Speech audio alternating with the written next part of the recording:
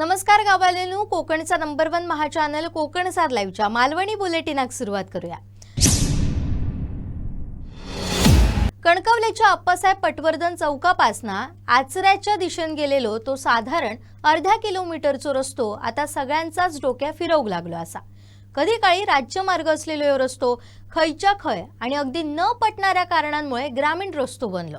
या रस्त्याक पर्याय म्हणून होणारो बायपास अजून तरी गटांगळेच खाता असा। त्याच्यामुळे झाला असा की अर्ध्या किलोमीटरात गाडीएवाले रस्त्यान चालणारे अशा सगळ्यांचीच तारांबळ उडता। कारण एकतर ह्या रस्त्यावर गाडीच असतात नि बघूचा तेव्हा ह्यो रस्तो खड्ड्यान भरलेलो असता। आता भर पावसात सुद्धा याच्यापेक्षा चांगली दशा नाही। आता सवाल असो की ह्यो रस्तो नेमको वाली कोण।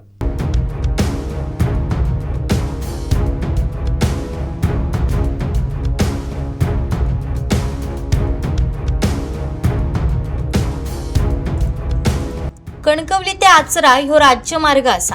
आजपासून साधारण 10 वर्षापूर्वी ह्या रस्त्यातलो आप्पासाहेब पटवर्धन चौक ते वरवड्यातल्या चव्हाण दुकानापर्यंतचो साधारण 3 किलोमीटरचो रस्तो कमी करून तेका ग्रामीण रस्तो बनवलो गेलो। आता या सगळ्या झेंगाट करताना काय कारणा सांगितल्यानी त्याच्यात खयची कारणा खरी नि खयची कारणा खोटी ह्या त्या परमेश्वराकच ठाव। कोण म्हणता ट्रॅफिक लय व्हायचा म्हणान बायपास करतात, तर कोण म्हणतात राज्यमार्गार मल्टीप्लेक्स सारखी थिएटरात चलत नाही म्हणान एका ग्रामीण रस्तो केल्याने। आता ह्यो रस्तो ग्रामीण रस्त्यात गेलो तरी PW काय म्हणतात त्याच्याकडे वर्ग होक सुद्धा बरोच वेळ गेलो। त्याच्यात परत 200 मीटर रस्तो येता कणकवली शहराच्या हद्दीत। मग 200 मीटर गेलो कणकवली नगर पंचायतीकडे नि बाकीचो रस्तो गेलो जिल्हा परिषदेकडे। पण असा झाला नि या रस्त्याची दुर्दशाच होग लागली। या 3 किलोमीटरच्या रस्त्याक पर्याय म्हणान वरावड्यातल्या चव्हाण दुकानापासना कणकवलीच्या बस स्थानकापर्यंत बायपास होणार असा। पण आता 10 वर्षा झाली तरी बायपास काय पुढे सरकणार नाही। तर रस्तो ग्रामीण रस्तो झाल्यामुळे हय सुद्धा मर्यादा येईल। एकीकडे त्या राज्यमार्गाचा कॉन्क्रिटीकरणासकट, पण ह्या रस्त्याक धड रुंदी नाही नि बघूचे तेव्हा खड्डे। त्याच्यात ह्या रस्त्याक कलमट सारख्या मोठा गाव, पुढे आचऱ्यासारखी बाजारपेठ नि ह्योच रस्तो पुढे मालवणाक जाता। त्याच्यामुळे ह्या रस्त्यावरना गाड्यांची संख्या नुसती वाढतच चालली असा असला तरी ह्यो रस्तो सुधारू होयो ह्याच्यासाठी कोणव पुढे येताना दिसणार नाही। एकतर ह्यो बायपास पुरो करा नाहीतर ह्यो रस्तो तरी सुधारा अशी मागणी आता लोका करूक लागली असत।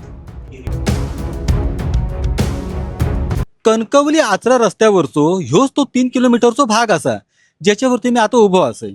ह्या रस्त्याचो इतिहास काय असा ह्यो आता नुकताच आम्ही तुमका सांगितलं।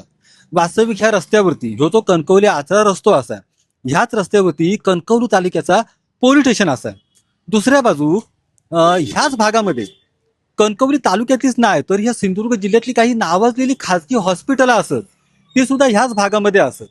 आता ह्यो जो कणकवली आचरा रस्तो असा, ह्या रस्त्याचो साधारणपणे जो काय 3-3.5 किलोमीटरचा भाग जो वगवलो गेलो होतो ज्यावेळी कशात ना तर तेव्हाच्या राज्य महामार्गातनं जो वगवलो गेलो होतो, तो वगवलो गेल्याच्या नंतर ह्यो जो वगवलेला भाग होतो ह्यो वगवलेला भाग ना धड जिल्हा परिषदेकडे होतो ना धड कणकवलीच्या नगर पंचायतीकडे होतो। त्याच्यामुळे या रस्त्यात त्यावेळी कोणच वाली नव्हतो। आणि ह्याच विषयाक साधारणपणे 8 ते 10 वर्षापूर्वी कणकवलीतले जे ज्येष्ठ पत्रकार असतात विजय शेट्टी त्यांनी वाचा फोडली होती। ह्या आमच्या दर्शकांच्या माहितीसाठी मी सांगतोय। आणि दुसऱ्या बाजू जेव्हा विजय शेट्टीने वाचा फोडला नाही त्याच्यानंतर कणकवलीमधले जे सामाजिक कार्यकर्ते असत बाळू मेस्त्री ते आणि त्यांचे सहकारी त्यांनी या रस्त्याक धरून मोठं आंदोलन केल्याने की या रस्त्याचा वारस कोण असा तो आधी आमका पहिल्यांदा सांगा। मग त्याच्यानंतर वेगवेगळे शासनाचे विभाग जागे झाले आणि त्याच्यानंतर ह्यो जो रस्तो असा त्या रस्त्यानंतर मग ग्रामीण रस्त्याचा मग रूप दिला गेला। अर्थातच ह्यो रस्तो मग बरोसो रस्तो जिल्हा परिषदेकडे गेलो आणि कणकवली शहराच्या हद्दीमध्ये जो रस्तो असा तो गेलो कणकवली नगर पंचायतीकडे। पण खरा सांगूचा ना तर ह्या रस्त्याचे भोग थैनाच सुरू झाले असं म्हणू काय हरकत नाही। ह्याचं कारण असा की एकीकडे आता तो जो राज्य महामार्ग असा, तो जो स्टेट हायवे असा, तो रस्तो त्याचा दुपदरीकरण झाला, सिमेंटचं कॉन्क्रिटीकरण झाला आणि ह्यो रस्तो मुद्दाम तुम्ही आता बघा ह्यो सगळं रस्तो असा ना ह्यो असो खड्ड्यान सगळं भरलेलो असा। थोडंसं रस्तो असा नगर पंचायतीच्या ताब्यात, जास्तीत जास्त रस्तो असा तो जिल्हा परिषदेच्या ताब्यामध्ये। आता ह्या रस्त्याची आणखी एक खासियत तुमका सांगतोय।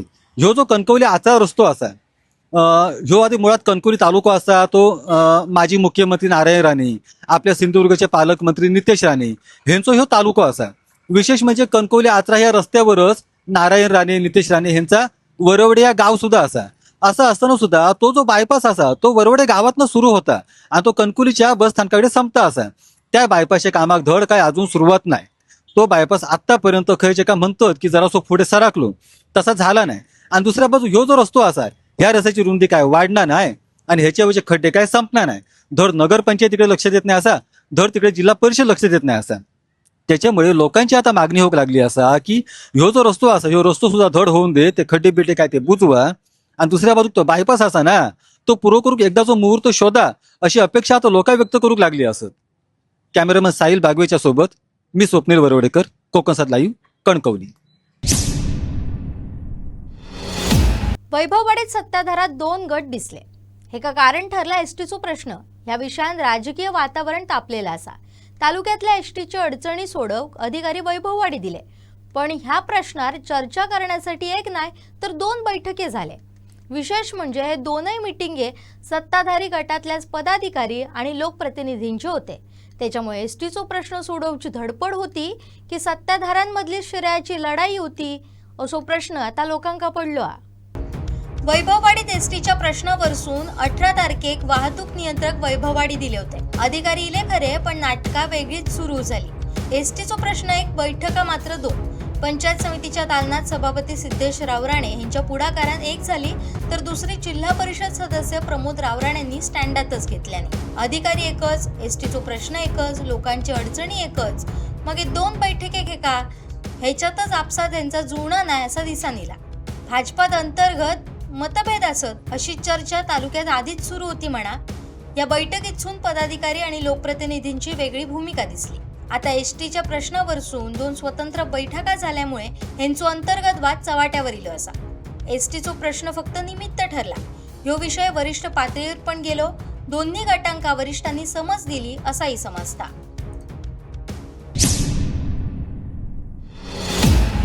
टँकर मुक्त वेंगुर्ला ह्याच्यानंतर आता बॅनर मुक्त वेंगुर्ला अशी नवी मोहीम नगर परिषदेन सुरू केली असा. वेंगुर्ल्याच्या शहरात आता तुमका खय्येक कसलोच बॅनर लावूक गावचो नाया, त्याची परमिशनच दिली जाऊची नाही असा अशी माहिती नगराध्यक्ष दिलीप गिरब यांनी पत्रकार परिषदेत दिली. 4थी पासून हे नियम लागू झाले. तशी बैठक झाली आणि हो निर्णय त्याच्यात घेतलो गेलो. 4थी पुरताच ह्या न ठेवता कायमचोच असो नियम करूचो असा नगर परिषदेक वाटता. सर्वात महत्त्वाचा एक निर्णय घेतला गेला आणि या सभेमध्ये सर्वपक्षीय लोक होते, व्यापारी मंडळाचे अध्यक्ष होते आणि यामध्ये सर्वांनी स्वतःहून सांगितलेला निर्णय म्हणजे वेंगुर्ला मध्ये बॅनर बंदी करा, बॅनर मुक्त वेंगुर्ला करा. आणि आम्हाला तो निर्णय खूप आवडला. आम्ही सर्व सदस्यांनी तो एक मताने मंजूर केला आणि बॅनर मुक्त वेंगुर्ला जर झालं तर अशी पहिली नगर परिषद ठरेल की ज्या ठिकाणी बॅनरच लावले जातात. तर त्यासाठी सर्वानुमते असा निर्णय घेतला गेला की शहरात यापुढे चतुर्थीच्या कालावधीत असू दे किंवा कोणत्याही कालावधीत बॅनरच लावायचे नाही. मग त्याला त्यांनी दुसरा उपाय सुचवायला सांगितला. तुम्ही त्याऐवजी तुम्ही काय सुविधा देऊ शकता. मग त्यावेळेस आम्ही असा एक डिसिजन घेतलेला आहे की LED स्क्रीन लावायची, डिजिटल LED स्क्रीन आपण शहरात लावायचा डिसिजन झालेला आहे, निर्णय झालेला आहे. आणि त्याप्रमाणे वेंगुर्ल्यात 5 ठिकाणी आम्ही LED स्क्रीन लावणार आहोत. ते यामध्ये दाबोली नाका, वेंगुर्ला मार्केट, त्यानंतर हॉस्पिटल नाका, त्यानंतर पॉवर हाऊस, त्यानंतर पिराचा दर्गा, या अशा ठिकाणी 5 ठिकाणी हे आम्ही डिजिटल LED स्क्रीन लावणार आहोत. आणि नागरिक जे बॅनर लावणारे आहेत, ज्यांना शुभेच्छापर संदेश द्यायचे आहेत, गणेश चतुर्थी निमित्त ज्या कोणाला एक शुभेच्छापर संदेश द्यायचे, त्यांनी सर्वांनी ते नगरपालिकेकडे द्यावे. आम्ही ते ह्या LED स्क्रीनवर प्रसिद्ध करू आणि त्याची कालावधी त्यांच्या लोकांच्याच म्हणण्याप्रमाणे आपण ठेवू शकतो. 1-2 दिवसाचे, 4 दिवसाचे, 8 दिवसाचे, 15 दिवसाचे, त्याप्रमाणे त्याची फी आम्ही आकारू आणि ती फी एकदम वाजवी स्वरूपाची असेल. बॅनरला जेवढा खर्च होतो तेवढीच ती फी आकारली जाईल. आणि आम्हाला या नगरपालिकेला त्यातून उत्पन्न करायचं नसून वेंगुर्ला हे बॅनर मुक्त करायचं आहे आणि त्यासाठी आम्ही सर्वजण यासाठी प्रयत्न करतोय. आणि आता ती वेळ आलेली आहे की चतुर्थी महोत्सवातच आम्ही ही बॅनर मुक्त वेंगुर्ला ची घोषणा केलेली आहे. आता दिवस जातात तस तशी गणपती शाळेतली गडबड वाढाक लागल्या. मूर्ती तयार करीपर्यंत ता रंगकाम करेपर्यंत मूर्तिकारांका थारो नायचा. आमचे देवगडचे प्रतिनिधी स्वप्नील लोके कुणकेश्वर वरची चांदेलवाडीतल्या सचिन मेस्त्रींच्या गणपती शाळेत त्यांच्यानी भेट दिल्याने बघूया मूर्ती तयार करूचा त्यांचा काम खयपर्यंत येला असा. गणपती बाप्पा मोरया, मंगलमूर्ती मोरया. आता चावल लागतं ती गणेश चतुर्थीची. 14 सप्टेंबरपासून गणेश चतुर्थी सुरू होतली आणि कोकणात म्हणजे संपूर्ण महाराष्ट्रात कोकणात गणेश चतुर्थीचा एक मोठा व्याड असता. गणेश भक्तांका मोठ्या पद्धतीने हे उत्सव सुरू केला जाता आणि त्या पद्धतीने अगदी 11 दिवस, कोण 5 दिवस, कोण 1.5 दिवस, 7 दिवस आनंदाने साजरा केला जाता. म्हणजे गणपती बाप्पा आले घराचं मंदिर झाले पहा असं आपण म्हणतोय. आज गणेश मूर्ती जी गणेश चित्रशाळेत बघितलं तर गणेश मूर्ती करण्याची लगबग चालू असा. मी आता हयच इले आमचा जो सचिन मेस्त्री मित्र असा अगदी कागदी लब्ध्यापासून शाडू मातीचे असतील, कागदी लब्धो असतील, या सगळ्या प्रकारचे गणेश मूर्ती तो बनवता. आणि यात विशेष म्हणजे ते मुंबईतही त्याने असे गणेश मूर्ती बनवून पाठवलेले होते. कोरोना काळात बरेच गणेश मूर्ती त्यांनी मुंबईत बनवून पाठवलेले होते, पण ट्रान्सपोर्टचा खर्च परवडणार नाही, त्यामुळे जी गणेश मूर्ती जे कोरोनाच्या नंतर जे त्यांनी बंद केल्या. पण आजही पुणे, कोल्हापूर म्हटलात, मुंबई म्हटलात, त्याच्या गणेश मूर्तीक मागणी असा. चांगल्या पद्धतीने कागदी लब्ध्याचे पासून ते गणपतीचे मूर्ती बनवतात. जवळपास 150-200 गणपती त्याच्या गणेश चित्रशाळेत बनवले जातात. मी आज थंयच दिलं, मी तुमका दाखवतेले गणेश मूर्ती कशा पद्धतीने आमचं सचिन बनवता. ते सचिन मेस्त्री आणि त्याच्याबरोबर जे इथले कुणकेश्वरचे तरुण पोरगे असतात ते गणेश मूर्ती बनवतात. मी आज त्याच्या चित्रशाळेत आहे. माझ्या मागे त्याची चित्रशाळा असा. मी त्या चित्रशाळेत जाते. गणेश मूर्ती बनवण्यापासून अगदी त्याचा डायमंड वर्क पासून सगळा काम तो चांगल्या पद्धतीने करता. मी आता त्याची चित्रशाळेत, चला तर आपण तिकडे जाऊया. ही गणेशची सचिनची चित्रशाळा असा. गणपतीची गणेश मूर्तीचा काम बनवणं सुरू असा. हे बघू शकता अगदी कागदी लब्ध्यापासून त्यांनी गणपतीची मूर्ती, ही मोठी मूर्ती जी आहे ती कागदी लब्ध्यापासून बनवलेली आहे. शाडू मातीची मूर्ती असतात. अशा पद्धतीने लगबग चालू असं गणेश मूर्ती बनवण्याची. बघू शकताच तुम्ही हे सगळे त्याचे मित्र परिवार असत. हे गणपतीच्या मूर्ती ते व्यस्त करतात. आणि ही जी अस्थी असा ह्यो सचिन मेस्त्री ह्याची चित्रशाळा असा आणि ह्यो चांगल्या पद्धतीने गणपतीचे मूर्ती बनवता. मी आज त्याच्याबरोबर बोलतोय. तो काय सांगता बघूया कशा पद्धतीने गणेश चित्रशाळा त्यांनी सुरू केल्या.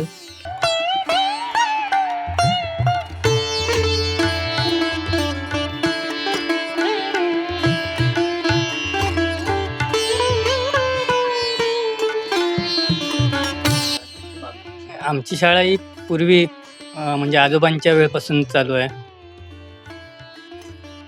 तरी 2002 ही 3री पिढी आहे. त्याच्या आधी कधी चालू असत ती काय माहिती नाही माझी, म्हणजे माझ्या ह्याच्यात नाही, पण आजोबांपासून ती चालू आहे. बाबा हे झाल्यानंतर, मरण पावल्यानंतर साधारण 2002 साली बाबा हे झाले. त्यानंतर जबाबदारी अंगावर पडली. आम्ही 8वीत होतो तेव्हा. 8वीत असल्यानंतर त्या वर्षी फक्त निव्वळ 5 गणपती तयार केले. त्यासाठी म्हणजे मला सपोर्ट करणारे, माका तेव्हा सपोर्ट करणारे म्हणजे बाबांचे मित्र होते, सत्यवान साईम बाळासाहेब म्हणून. त्याच्यानंतर माझे मोठे काका सुभाष मेस्त्री यांच्या सपोर्टमुळे त्या वर्षी 5 गणपती अवघे तयार केले. त्यानंतर मग जी वाढ होत गेली ती आता ह्या वेळेला साधारण 150-200पर्यंत मूर्ती आहेत. मातीचे, पुन्हा आपले कागदी लगद्याचे, प्लॅस्टर ऑफ पॅरिसचे. त्यासाठी मुंबईवरून, पुन्हा सातारा, कोल्हापूर, वैभववाडी, बाहेरून मागणी आहेत. तसे गोव्यावरनं पण मागणी होते, पण ते मॅनपॉवर, कामगारांची संख्या कमी आणि पुन्हा माझं फर्निचर व्यवसाय असल्यामुळे तेवढी शक्य होत नाही मूर्ती बनवण्यासाठी. त्यामुळे ते ऑर्डर तेवढं घेतल्या नाही. हे आता मूर्ती व्यवसाय हो कसा, ते का म्हणजे पाठबळ नाही आपला यांचा मित्रपरिवार किंवा हे नाही, तर ते काम पूर्णत्वाक जाणार नाही. आता माझ्याकडे नाही म्हटलं तरी मित्रपरिवार असतात, 20 एक मित्र तरी ते कलर कामापासून किंवा माती कामाक 10-1 जण असे असतात. त्यामुळे हे सगळं पूर्णत्वास जातं. त्यात जास्त करून महत्त्वाचे म्हणजे दिनेश कोकमत, राजा साटम, अक्षय घाडी, पुन्हा परशुराम घाडी वगैरे असे भरपूर हे आहेत. त्याच्यामुळे हे पूर्णत्वास जातं. अवघे म्हणजे आम्ही जरी 20 दिवस किंवा 15 दिवस चतुर्थी ठेवले तरी आम्ही 150-200 गणपती कलर पेंटिंग करून देऊ अशी हमी देऊ शकतो एखाद्या. एवढी तयारीची म्हणजे माणसं आहे मित्रपरिवारात. त्याप्रमाणे पुन्हा घरातले म्हणतर माझी मिसेस बायको ती डायमंडचं किंवा आता नवीन ट्रेड आलं की धोतर फेटा तर ते नेसवण्याचं काम मिसेस करते. त्याप्रमाणे पुन्हा आईचं हातभारे असतात. शेवटी कामगार असले तर त्यांची खाण्याचं वगैरे किंवा मेन काम ते आहे, त्यांची उठाबस करणे कामगारांची. तर पूर्वी कसे आपले मातीचे गणपती जास्त असायचे. पहिले मळ्याची माती आणून गणपती बनवायचे. म्हणजे आजोबांच्या तेव्हा आजोबा बनवीत ते मळ्याच्या मातीन मध्यंतरी बाबा पण मग थोडे दिवस मळ्याच्या मातीनंतर ते शाडू माती येईल. त्यानंतर पेनवरून POP वजनाखालकी त्याच्यासाठी तिकडे कल लोकांचं वाढलं जास्त. पण ते POP असल्यामुळे विघटन होत नाही, विसर्जन होत नाही त्याचं. त्यासाठी वजनान हलके आणि विसर्जन होणार असं काहीतरी करायचं. यानं 2000 साधारण 10-11च्या दरम्यान साली साधारण त्यापासून कागदी लगद्यापासून म्हणजे जो वर्तमानपत्र किंवा पुट्टे त्यापासून मूर्ती तयार करायला सुरुवात केली. ते वजनान हलके पण पुन्हा आपले पाण्यात पण 15 ते 20 मिनटात त्यांचं विसर्जन होतात. ते मग थोडं बदल त्या करत आतापर्यंत जास्त लोकांचं कल हे कागदी लगद्याच्या मूर्तींकडेच आहेत. म्हणजे वजनान हलके पण आणि हवी तशी मूर्ती पण त्यांना मिळतात. त्यामुळे जास्त म्हणजे लोकांचं सुद्धा कल त्याच्यावरतीच आहे की कागदी मूर्ती. आता मागणी कशी लोकांना विसर्जन पण हवं आहे आणि हे पण आपले वजनाक पण कमी हवी आहे. तर त्यामुळे जास्त कल हे कागदी लगद्याच्या मागणीवरती आहे. आता आमच्याकडे नाही म्हटलं तरी 50% कागदी लगद्याच्या मूर्ती आहेत.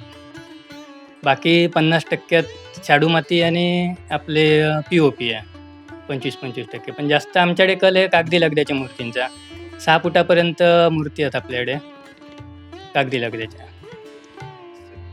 कसं डिझेल वाढल्यामुळे सगळेच भाव वाढत गेले आहेत. म्हणजे आता शाडू माती म्हणा किंवा रंग म्हणा हे सगळ्यांचेच दर म्हणजे सगळेच आपले घरगुती सामानाचे पण दर वाढत गेले आहेत.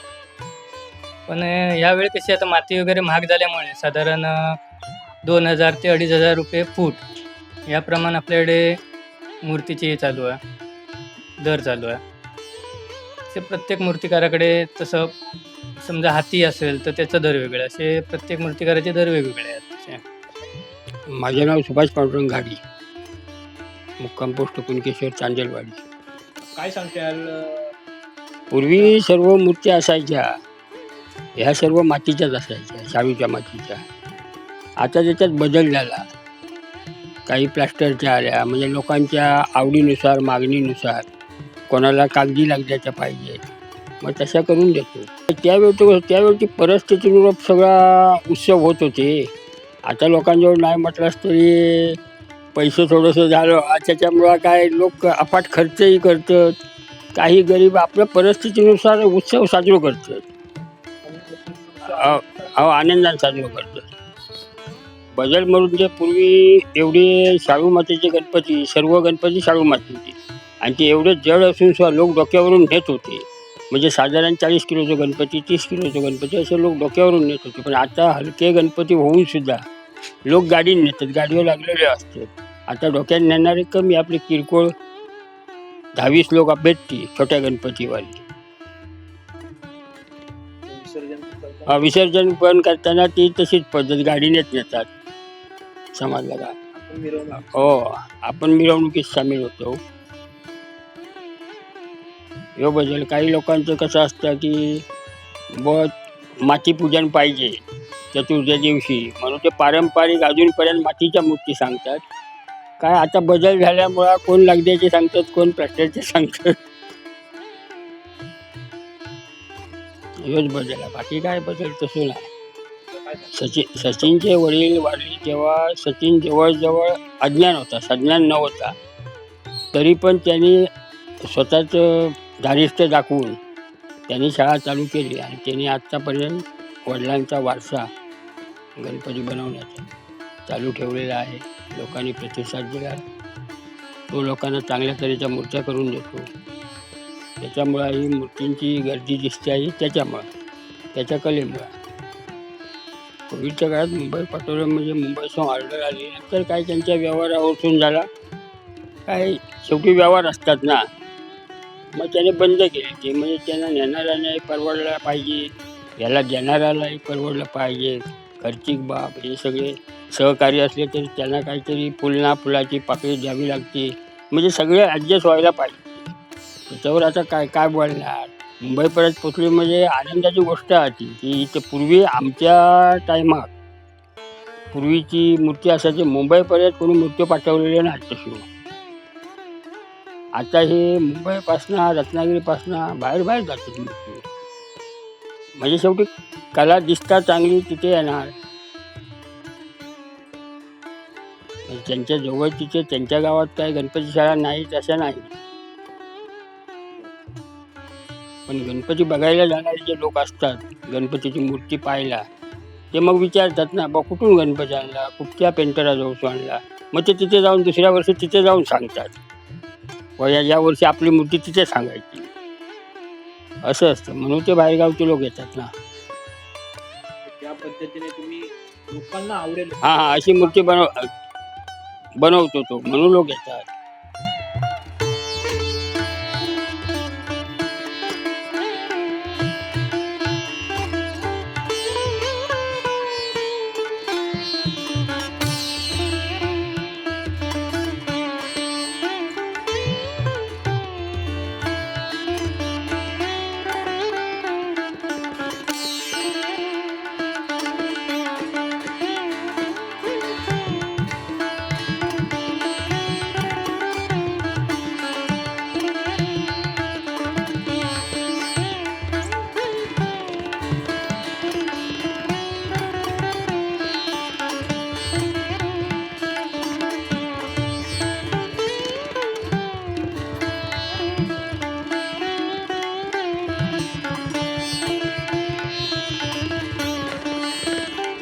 आज बघितलंय मी गणपतीच्या चित्रशाळेत कशा पद्धतीने आता मूर्ती घडवण्यापासून, म्हणजे पहिल्या याच्यात बघितलं रूम मध्ये तर मूर्ती घडवण्याचा काम आहे, दुसऱ्या रूम मध्ये बघितला तर मूर्ती थोडा फिनिशिंगचं काम चालू असं, आणि इकडे पूर्ण या तिसऱ्या रूम मध्ये म्हणजे पूर्ण घरात बघितली तर आज या गणेश चित्रकार जे असत त्यांच्या सगळ्यांच्या घरात गणपतीची मूर्ती दिसतली. कारण इतक्या लगबगीत काम चालू असा, चांगल्या पद्धतीने काम होऊ काय आणि लोकांना आपण दिलेली मूर्ती आवडक होई. म्हणूनच तर आज मुंबई, सांगली, सातारा पासून सचिनकडे गणपतीची ऑर्डर येते. आता ते मगाशी घाडी काकाने सांगितले नाही, ज्या पद्धतीने आपण बघतो ते कशा पद्धतीने ते करताय. लोकांना आपली नुसता इली कलर मूर्ती करून दिली असं नाही, आपली कला आवडक होई आणि या कलेसाठी खूप जपायचं लागतं. आणि ही कला साकारण्याचं काम ही सचिनची मंडळी करते. जो सचिनचं भाचो असं जो मुंबईसून इलेलो असं खास गणपतीचं पेंटिंग करू तो दरवर्षाक येतात. आता सगळं सफेद कलर मारतात गणपती, जी लांबी म्हणतात, लांबी म्हणतात, ते लांबी मारण्याचं काम चालू आहे. त्याच्यानंतर गणपतीची मूर्ती घडतली आणि त्याच्यानंतर या गणपतीच्या मूर्ती चांगल्या पद्धतीची डिझाईन असते, ती सचिनची सौभाग्य होती. त्याला डिझाईन करतली. गणपतीचा जा कलर काम असतं त्याच्याबरोबर गणपतीचे जे डोळे कशा पद्धतीने रंगवले जातात त्याची वर मूर्ती ती खिळान दिसतं. अशा पद्धतीने हे काम गणपतीचं चालू असतं. मी आता होतोय गणपतीच्या चित्रशाळेत, सचिन मिस्त्रीच्या गणपती शाळेत. अशा पद्धतीने तुम्ही आता ही लगबग बघितलास कशा पद्धतीने गणपतीची लगबग चालू असतं. तर 15 दिवसांत गणपतीची कलरिंगचं काम आता एक 4-5 दिवसांत चालू होतं. तर जोरदारप्रमाणे 15 दिवसातच बघितली तर गणेश चतुर्थी इली. त्यामुळे आता रात्र जागर करून ह्या पण काम चालू असतं. तिथवली जामदा पुलाकडे अपघात झालो. पुण्याच्या दिशेने जाणारी स्विफ्ट डिझायर कार आणि भुईबावड्याच्या दिशेने येणारी कणकवली आगाराची एसटी धडकली. देवगडातले अमित साटम हे मित्रा वांगडा कार घेऊन पुण्याच्या बाजून जाय होते. जामदा पुलाच्या वळणार समोरसून कणकवली आगाराची एसटी भुईबावडा रिंगेवाडी खारेपाटण मार्गान भुईबावड्याकडे येत होती. एसटी गणपती भाऊसाहेब जाधव यांच्या ताब्यात होती, तर दशरथ गोविंद जाधव हे वाहक म्हणून काम करीत होते. येणाऱ्या एसटी त्यांच्या गाडीत धडकली. ही धडक इतकी जबरदस्त होती की गाडी एसटी वांगडा फरफटत गेली. गाडीतले एअरबॅग उघडले, कार मधले पोरगे वाचले. या अपघातात युधिराज राणे, विघ्नेश माळवदे आणि राज माळवदे हे तिघे जखमी झाले. तिघे शिरगाव देवगडचे.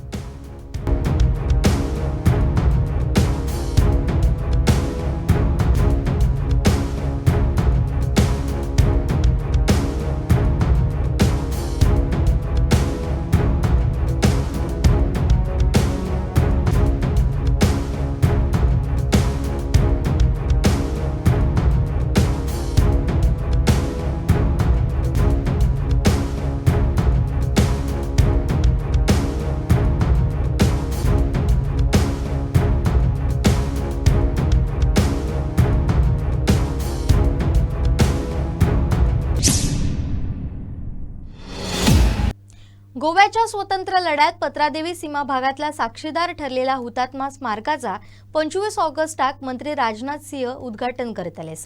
बघूयात तयार केलेला या नया स्मारक.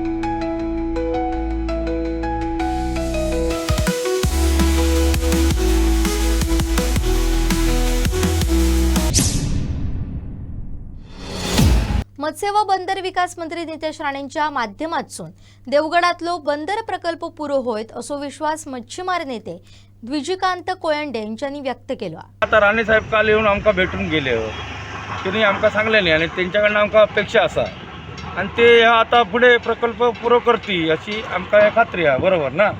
आणि त्यांच्याकडनं आमका, कारण आजपर्यंत त्यांनी आमका सगळी आजपर्यंत मच्छीमारांना मदत त्यांनीच केलेली आहे आणि आता काय ते एका घरातले 3 असल्यामुळे आमका अपेक्षा ऐकला कारण ते करून देणार, कारण त्यांच्या बाबाने गेले आणि तेच मुला करणार त्यांची. बरोबर ना? असा त्यामुळे ते करणार आता आमका करून देणार. गाळाचा विषय काय असा? आता गाळ काल ते बोलले काढून 100% गाळ काढून देणार. त्यामुळे आम्ही त्यांच्या याच्या शब्द म्हणा आम्ही सगळ्यांनी हे करून टाकलो, कारण काय साहेब तुम्ही करता ते करून घ्या. त्यांच्या मनाने ते काय करते आमचे विचार घेतल्याने आणि सगळं ह्या करून घेते. काल आमच्या इकडे मीटिंग होती ना, त्याच्यात मच्छीमारांची त्यांनी मत घेतल्याने आणि करून देतो मागले. फक्त आमची एवढी अपेक्षा की आमका मच्छीचं मार्केट पहिलं करा आणि नंतर आमची जी आता जी रहदारी आहे, आमची जी काय पोटावर आम्ही ते मच्छी विकतो ती जागा आधी बंद करू नये, कारण ती जागा आधी आमची सोय करून देणे आणि नंतर तिने आपली कामाक सुरू करता असं आमका राणेसाहेबांनी सांगलं नाही. काल तुमका काय वाटतं? काय वाटतं म्हणजे आता त्यांच्यानी सांगितल्याप्रमाणे ते एकदा काम राणेसाहेबांनी हातात घेतल्यानंतर ते मोठ्या धडाडीने ती काम ना आता पूर्ण करणार अशी सगळ्यांका आमका ती त्यांच्याबद्दल आशाच असा.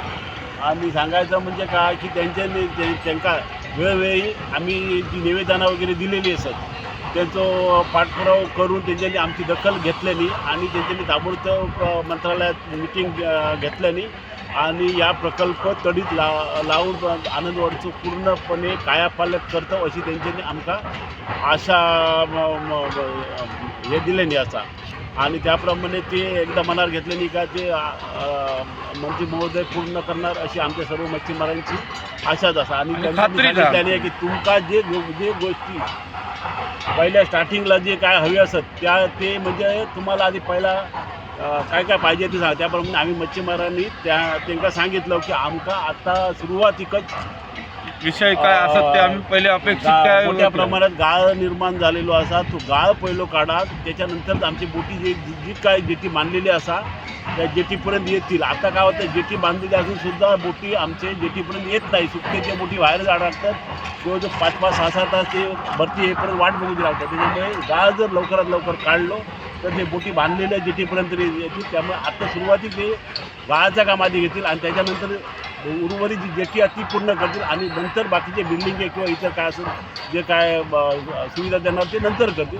पहिले जे आम्हाला आवश्यक जे काय आमका जे काय गोष्टी आहेत ते पहिल्यांदा देतील असं त्यांनी सांगितलं. आणि त्याप्रमाणे ते आता ह्या महिन्याभरात सुरुवात करून ती लवकरात लवकर 18 महिन्याच्या आत आमचा प्रकल्प पूर्ण करून देतो म्हणून सांगितल्याने आणि त्याप्रमाणे ते करणार. वाडीचा दैवत श्रीदेव पाटेकर आणि श्री आत्मेश्वराच्या देवळात श्रावण सोमवाराक भक्तांनी मोठी गर्दी केलेली.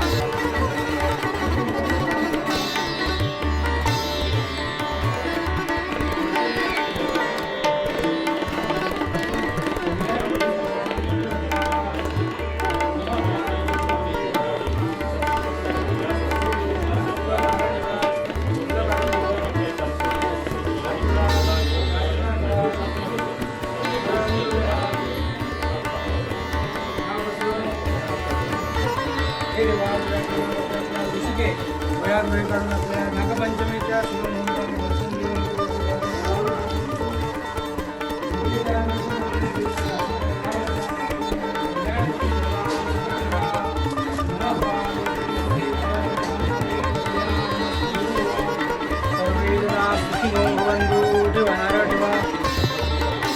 हात जोडा आपलं नाव कसं हात जोडा हे देवा आपल्या जनापाशी आपला निखिळ श्रावण मासा पित्तरदा दर्शन घेऊन